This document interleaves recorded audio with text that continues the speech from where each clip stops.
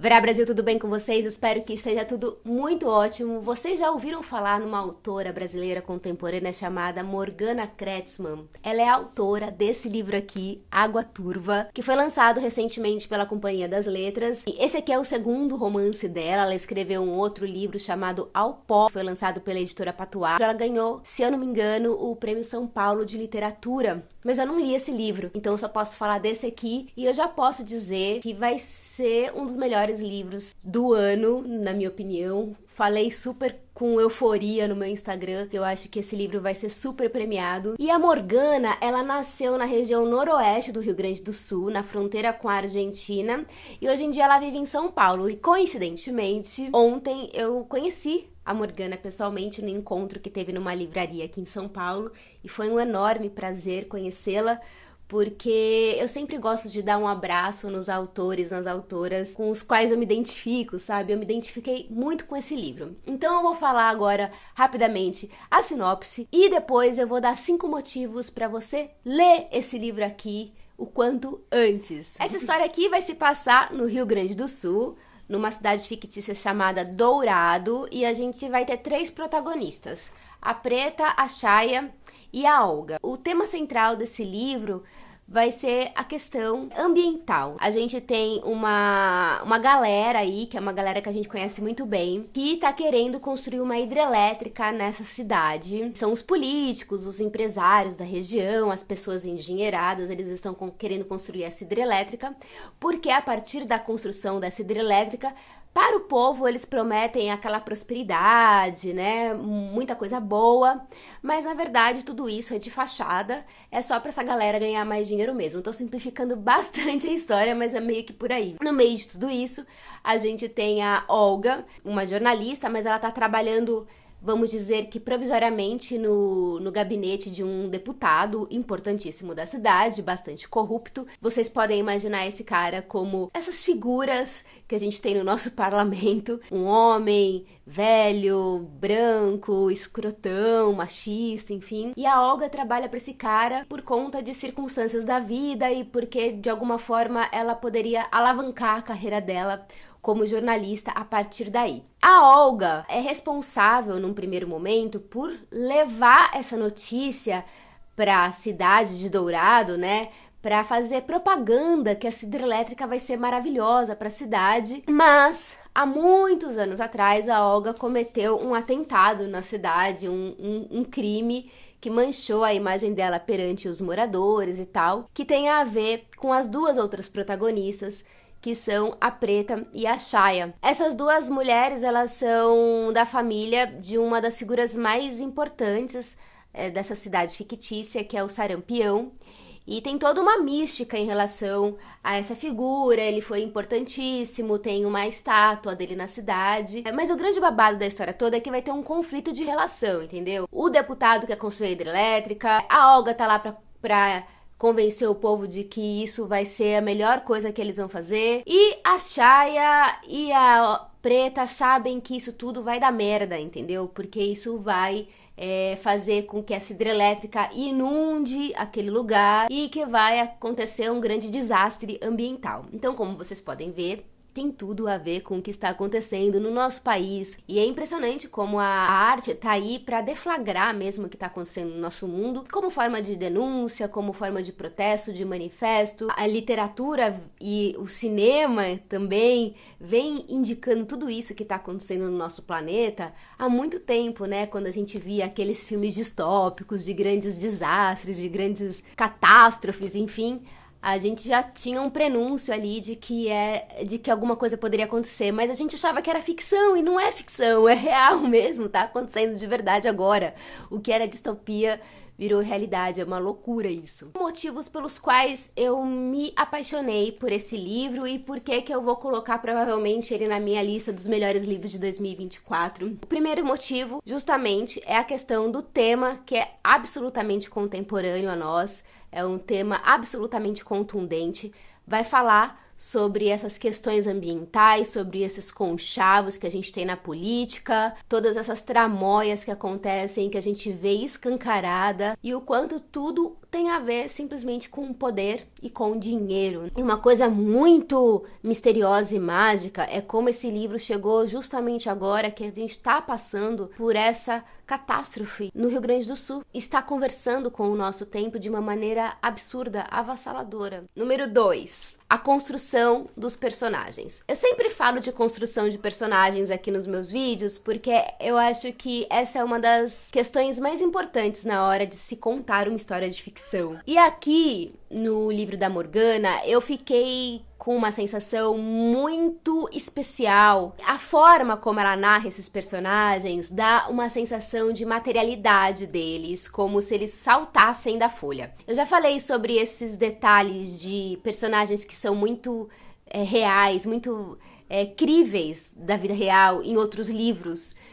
Recentemente eu falei sobre isso quando eu li Mata Doce, da Luciana Aparecida. Enfim, tem vários livros que isso é um ponto muito positivo pra mim e que me chama muita atenção. Mas nesse daqui aconteceu um fenômeno, assim, multiplicado por 10, assim, sabe? Realmente, a forma como ela descreve cada cena, parece que você tá conversando realmente com os personagens na sua frente. Eu até separei aqui para dar um exemplo, né? Porque às vezes fica muito etéreo. A Morgana, ela fala sobre a característica, a personalidade de cada personagem, mas ela narra as ações deles. Então parece que eles pululam assim para fora da folha. 29 de outubro, noite de terça-feira, Olga e Reichmann estão em um restaurante. Ele não tira os olhos dos peitos dela e, indiferente às conversas, aos risos, aos sons de talheres contra os pratos, Reichmann mastiga de boca aberta um pedaço de picanha mal passada. Em seguida, bebe vinho tinto da taça suja de gordura que tem em suas mãos. Olga observa o próprio prato servido e ainda intacto. O garçom se aproxima. Meu amigo, agora traz uma garrafa daquele uruguaio. Vocês percebem que ela vai narrando como que está o pedaço da carne, como que ela descreve a taça de vinho que tá suja de gordura. E mais adiante, ela ainda vai falar algumas coisas sobre esse personagem do Reichmann, que é o deputado. Vai dizendo tudo sobre ele em pequenos trechos de diálogos, em pequenas descrições. É muito louco, assim, porque você vai materializando essas pessoas na sua frente. Mais adiante ela coloca aqui: bebe o resto do vinho, solta um arroto, pega a garrafa com o que resta do líquido e enche a taça dela, coloca o casco vazio de lado. Então você vai materializando todas essas imagens e fica tudo muito real. É muito legal isso, é muito bem feito. E ela tem uma capacidade de construir diálogos que é impressionante. E ontem, no encontro que a gente teve com a Morgana lá na livraria, ela diz que para ela construir esses diálogos, ela fica em pé e vai falando esse texto de improviso, né? Começa como um grande improviso. Ela vai falando esses textos em voz alta, porque ela quer saber como que são essas vozes, como que são as entonações, como que se degusta essas palavras, entendeu? Eu não sei se é essa forma como ela constrói que faz com que dê certo, mas nesse caso dá super certo, porque os diálogos são incríveis. E diálogo é uma das coisas... Eu não sou escritora, mas eu imagino que diálogo é uma das coisas mais difíceis de se escrever. A narrativa desse livro é envolvente, é aquele tipo de história que você começa a ler e que você não quer parar de ler, porque é viciante. Cada capítulo parece que deixa um ganchinho, um suspense, para que você avance pro próximo, pro próximo, pro próximo. E é eletrizante, né? Tem uma coisa que você, como esses personagens se materializam na sua frente, né? Como eu disse pra vocês, você vai vivenciando no seu corpo essas emoções. Então você fica naquela ânsia de querer continuar a história, sabe? Porque é como se você estivesse vivendo aquilo e se você parar é como se você parasse de respirar, então você tem que continuar. Tem uma característica que parece um filme mesmo, justamente... Acho que por conta da forma como ela narra, como ela constrói os personagens, como ela constrói esses suspenses entre um capítulo e outro. Número 4. Essa obra aqui tem uma característica que eu acho maravilhosa, porque ela é popular, justamente porque ela tem essa coisa do vício, né, da coisa de você não conseguir parar de ler, com um diálogo super naturalista, super do nosso dia a dia, do nosso cotidiano, mas... ao mesmo tempo que tem essa coisa do popular, que tem essa coisa de entretenimento, ela tem um debate contundente, político, que se você quiser ficar só na superfície da história do suspense, das tramóias, dos crimes, você fica. Se você quiser investigar mais, cavucar mais, pensar mais, ser provocado mesmo por isso, você também vai ter aqui. Essas figuras grotescas que estão no comando do nosso país vão aparecer aqui. Então todos esses temas que eu volto a dizer que são tão contemporâneos a gente, estão aqui presentes. Então essa mistura de uma coisa que é super popular e ao mesmo tempo é engajado.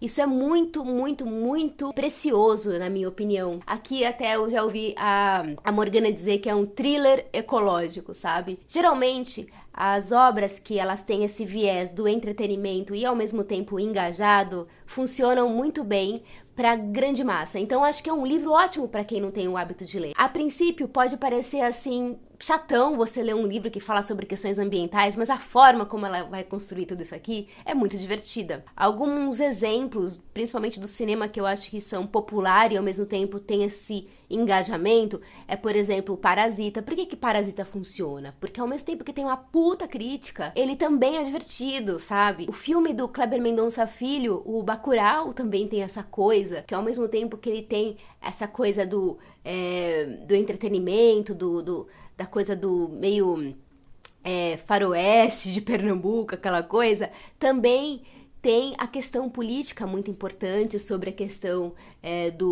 dos Estados Unidos em relação ao Brasil, né, dos colonizadores, enfim. São exemplos que eu encontrei agora meio de bate-pronto, mas que eu acho que tem tudo a ver com esse universo para vocês entenderem mais ou menos do que eu tô falando, né, do que eu tô tentando dizer aqui sobre esse livro. E por último, a questão da cultura. É muito bom ler um livro que se passe longe da minha cidade, por exemplo, ver uma forma desses personagens se comunicarem, né, ver questões que são regionais. E aqui também tem uma coisa que de forma até sutil, mas que permeia toda essa narrativa, que tem uma coisa da espiritualidade, do místico, dos rituais, que em muitos lugares do nosso Brasil existe e está presente, mas cada região tem a sua maneira de manifestar essa fé, e aqui a gente encontra um pouco disso também, então isso é muito bacana. Eu queria aproveitar para recomendar um livro que tem super a ver, até esqueci de pegar o livro, tem super a ver com essa questão ambiental também, que é maravilhoso, que chama A Extinção das Abelhas, da Natália Borges Polesso. Fiquei muito tocada quando eu li na época. Eu vou deixar aqui na descrição um vídeo que eu fiz sobre ele. Eu colocaria ele na mesma caixinha que esse da Morgana. Se você viu esse vídeo até aqui, coloque aí embaixo nos comentários Água Turva, uma hashtag pra gente ver se a gente consegue espalhar a palavra da Morgana. Eu vou deixar esse livro aqui na descrição, caso você queira adquirir pelo meu link. Contem aí pra mim se vocês ficaram entusiasmados com a minha indicação de hoje. A gente se vê no próximo vídeo. Um beijo imenso pra vocês e até a próxima. Tchau!